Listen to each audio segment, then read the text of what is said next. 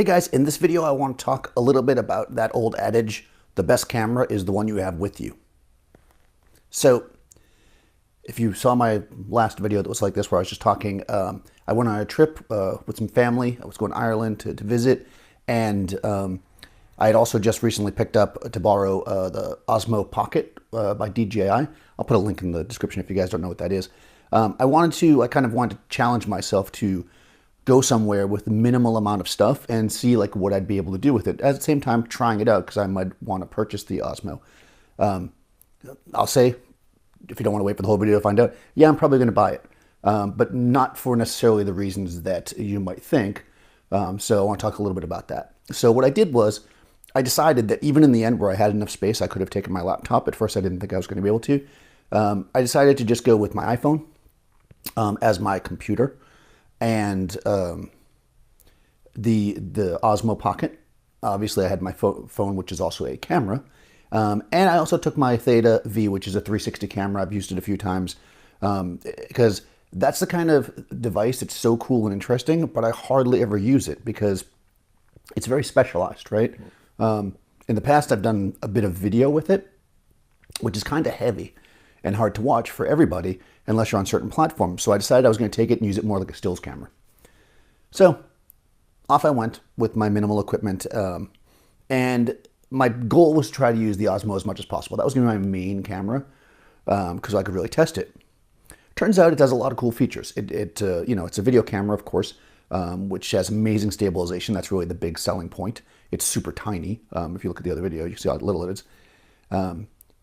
In fact, there was a few times where I had it out filming something and other people had like DSLRs and they were filming something, and there were comments. We were on a tour actually, and the DSLR people were pointed out as they pulled up their cameras as no videotaping on this, but nobody said a word to me. They couldn't tell what I had going on.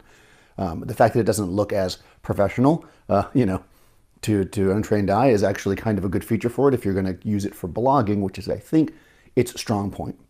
It does shoot stills, and you can do a pretty cool panoramic thing with it where you hold it and the actual head moves back and forth and it takes 4 pictures, which I used a bunch of times. And it also does time-lapse, and it does moving time-lapse, which I didn't get to test, unfortunately. But when Seth and Fernando used it in the Adorama review of the thing, if you want to look at that, they used it a bunch, and it was really cool. Also point out that I talked to Mark Wallace, and he's going to do a full review of this thing, so if you really want to know about this, look for that coming up. I'm assuming it's going to be on Adorama TV. I'm not sure. But when it eventually comes out, I'll put a link in the description. So as of you're watching this, if you're watching when it's new, it's not out yet, but it will be.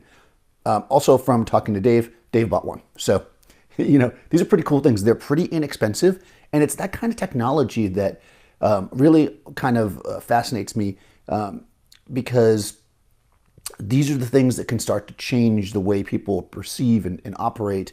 I remember when the very first iPhone came out and they kind of had this ad, like, you don't need your computer or your camera or whatever, which wasn't actually true back then.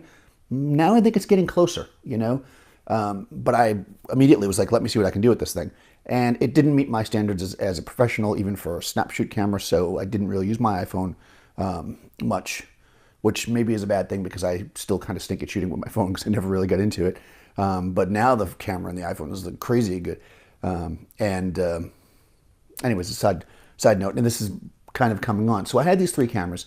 The Osmo, again, was really cool. You can hook your phone up to it to have like a bigger screen, or it has a little tiny screen on, which is mostly how I used it. You just pick the thing up, turn it on, walk around, film a little bit. I found it to be great, except, and I say this as I'm making a vlog, I'm not really a vlogger. I mean, I do these and because I talk to you guys or whatever, but I don't walk around and talk about, scenery or do whatever, a travel vlogger might do. So in the end, I shot a bunch of footage with it that I don't really know that I'll ever use it, to be honest with you. I mean, it's cool, but how often do you look at a video, right? It's like a short time lapse or something, maybe. But really, if you're showing somebody your trip and they have to watch a 20-minute video, then most people aren't going to care about that. So being that I'm not primarily a videographer and I'm not a vlogger, immediately I thought to myself, wow, this is not actually living up to what I was hoping as my cool main camera to use. In fact, what I found was, since I was with some family, I had a lot of fun shooting with the Theta 360, which I hadn't used that often because I wasn't trying to get a great shot with it. I was just kind of having us all stand there and take a shot, and we were all in an environment. It was fun, and I posted it on social. For the regular, like, kind of good photo shots that I made, I used my phone. It's capable of doing panoramas. It's got a high resolution. It's decent in low light, I mean, all things considered. And I had it in my hand, I didn't have to pull something separate out. My phone's everywhere. I'm using it to get directions and stuff. So, yeah, I found that I actually probably used my phone, even though I had, although the phone's probably the more expensive of all things I had, even though I had with me the phone, the 360 camera, and the Theta, I found the phone actually ended up probably being used more often. I pulled it out when I wanted to, I saw some goofy thing on the street, took a picture. I pulled it out when, I got to a castle and I wanted a wide shot of it at the beginning. I feel like, and I could immediately post from the phone without having to upload anything, and it looked good. It was fine. I could share it, I could Dropbox it, whatever. It's all right there. So I think in the world of point and shoots, and I guess this isn't new information, you guys probably know this, point and shoot cameras or small cameras are kind of going away, right? I mean, I think the more professional cameras are getting smaller, but the idea of being able to just take snapshots and get cool little quick shots that you're not really using for anything besides just showing your friends or documenting it for your own personal use, I think the phones have it. I think they really, really, and this is, I would say, probably maybe a generation and a half, if not 2 generations ago, this really started to take hold. But yeah, I got to tell you, great. That being said, I'm going to buy the Osmo. Like I said, why? Because I can use it for when I'm doing this stuff I'm doing with you guys, but on location somewhere. I can use the Mevo for that too, but really the Mevo, which I'm using right now. By the way, shout out to Mevo. My Mevo was acting all weird, and I sent it in to be looked at and repaired, and they just sent me a brand new one. So awesome customer service from them. Thank you, Mevo. But anyways, the Mevo is fantastic for this, right? It's good for me just talking. It's good for if I have 2 people, it's also good if I want to do like kind of a, which is really made for it, to do kind of a multicam effect with like punching in and doing that stuff, but from a static position. Where I think the Osmo is going to be really useful for me is once the weather starts to get better, or when I'm traveling, I may get it before I go to WPPI. I'll be able to simply take the Osmo with me, pull it out wherever I am, and start talking, and I don't have to worry about a tripod or being stable or whatever. I can hold it in my hand. It's pretty good. You guys saw, pretty good framing even with my arm stuck out. You guys saw that if you didn't watch the last vlog that I did, you'll see that I used it for that, and I made some people sick moving around. But you can see how smooth and cool it is. One issue that I have with it, which is being dealt with right now, but I don't have physically the solution, is that there was no way to put an audio source into it. So while the audio sounded great in my studio, when I did shoot with it outside, you definitely picked up a lot of environmental noise, which I would rather have a lav if I'm, going to be doing a vlog, talking to you guys. Turns out they're making a USB-C, which is the bottom part, to 3.5 millimeter 1/8 jack, so that you can plug a lav, or probably the smart lav I'm using. I could probably plug right into it. That's going to be amazing. When that comes out, I'm definitely going to get it, and you guys will probably see me use the Osmo more for that reason. Until then, I think it's good for if I need to grab something quick and I happen to be outside and I can't use the Mevo, or it's going to be good for me if I want to get like B-roll of something and then go back to the studio and record the sit-down part or whatever. So we're probably going to see that being used more in my regular tutorial videos on Adorama. I'll try to call them out when I use them, in future vlogs, so you guys will know when I'm using the Osmo. Because I think it's really cool. Osmo Pocket, I should say. There is an Osmo, which I think is some kind of a stabilizer by itself. I actually didn't really look into it. I'm not super well versed in DJI stuff. But on the DJI note, I did take a drone as well. We took the Spark. And that thing, awesome. It's inexpensive. I've, for myself, got a Mavic 2, but I got the Spark from my brother-in-law. We ran around and shot with this thing. It was awesome. And I have to say that and obviously the Spark is more expensive than the Osmo, but if I had to choose, I would choose the Spark, because I don't know that I got anything that much different for a casual user from the Osmo than I got from my phone. But being in a drone is, a drone gets you completely different shots, and it did a damn good job. So good on you, DJI. We flew it in some pretty heavy winds, and it did a good job. He's by no means a professional drone pilot, so the footage is not super awesome, I guess. So maybe I'll put together a little thing so you guys can at least see some of this. I'm sure you're going to ask, can I see some? But anyways, it was more just we're just having fun. And I think that's important, right? I talk about this bunch where you want to have fun with your stuff, right? You should. If you're not enjoying it, then, what are you doing? So when I knew that I wanted to start to incorporate a drone in my videos for you guys.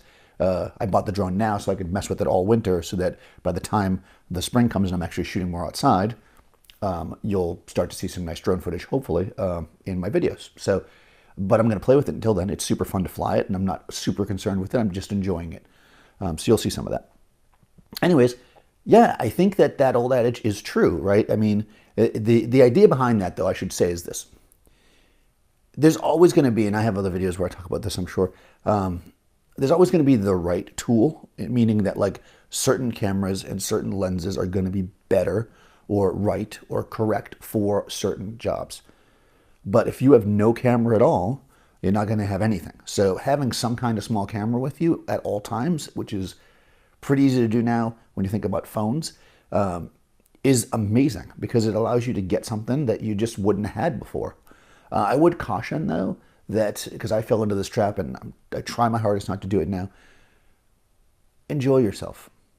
You know, I see too many people out there, you can tell they're on vacation and all they're doing is making photos. And maybe you enjoy making photos, but, you know, enjoy the moment too. It's like, get your photo, but you're there, you know, especially if you're there with family or something, you know, enjoy that time with them and get your photos too. But in the end, you want to have great memories, not just great photos. So that's why I think a simple camera is nice. A phone. Maybe you guys use point and shoot or small cameras that you really like. I know that Sony and somebody else have a very small full frame camera that are supposed to be great. You know, maybe, you know, those are really good. Also, I have my little Fuji, which I love. It's not full frame, but the X100. These are great as well because there's not a lot you can do with it. It's like you got the one lens, you know, you're done, right? So, yeah, I didn't even take the Fuji. Well, you know, I wanted to keep it as simple as possible. And in the end, I actually edited the other video that I keep talking about, on my phone to test it. When I was there, because I realized that I didn't really want to do vloggy travel type videos, I did not edit any video on my phone. I will say this, though, using the phone is something that I wouldn't necessarily do if I didn't have to. It's a little bit difficult. An iPad Pro or something like that is probably fine. I know Dave's using that now. He switched over to it.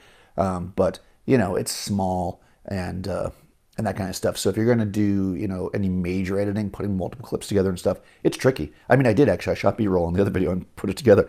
But, you know, it's not as precise, at least in my opinion, to do it on the phone because your finger's only so big. So, you know, that's that.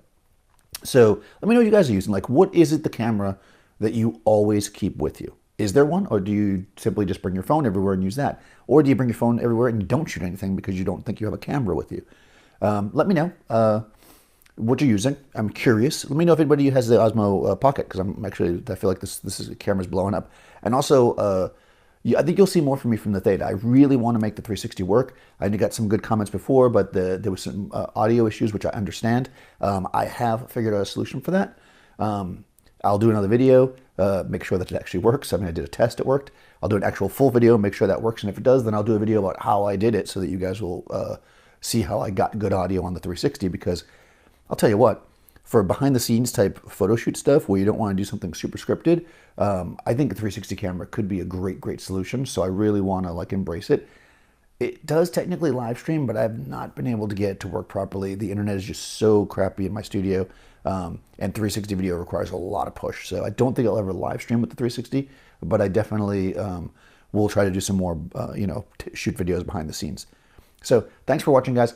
If you haven't already, please subscribe. I'm going to get back on schedule now, putting these talkie videos out over the weekends, usually Saturdays when my plan is. Hopefully, and because if you missed out of the video, you understand I've switched my schedule up a little bit. I am going to... Every Tuesday, I'm putting out a video for Adorama on their channel. I'll make sure I link it in the community if you guys don't follow them. Also, every Thursday, I will be live that I can. I mean, if I'm not going to be live on Thursday, I'll let you guys know. But I'm going to try to go live every single Thursday. It will almost always be a photo shoot, but I might do some question and answer stuff.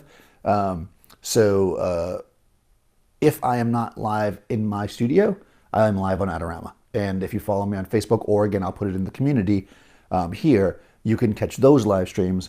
And then when I'm not at Adorama, I'll be at my studio going live. So that should be really interesting. I'm going to be live this Thursday. We'll see how it works out. Right now, the internet is actually acting up big time. I know I keep mentioning this at my studio, so it's not even really working properly. So they're coming in Monday to fix it. Verizon, don't screw it up. No matter what, though, I will be live, even if I have to do it with the Mevo. But my plan is to try to do a good job. I am going to see who's available. I'm actually shooting episode 200 for my on-set series for Adorama, and I will have several models there. I'm going to hopefully get one or two of them to stay extra so that we can do a live stream for you guys. So look for that on Thursday. And then every Saturday or Sunday, depending on how quickly I can shoot them, I will do something like this or talk about product. So keep throwing me those messages about what you guys want to see. I definitely have a list of them, although I haven't covered that many of them, sorry. But I'm going to start trying to go through them now. I really want to point you guys in the right direction. And also, new thing, last thing, I always say that. Probably already logged off when I said subscribe. I thought it was the end. Last thing is I signed up for this thing called link.tree or Linktree or whatever. You'll see it. I'll put it in the description. It's pretty neat. I think there's a free version, but I didn't do that. But what it allows you to do is you have one link, and when you click on it, it'll pop up a bunch of my stuff. So I'm probably going to put that in the descriptions now. You guys can click on it, and you'll see like the link to my kit, sites. So you guys know the gear I use, link to videos, blah blah. So it's easier for you guys there.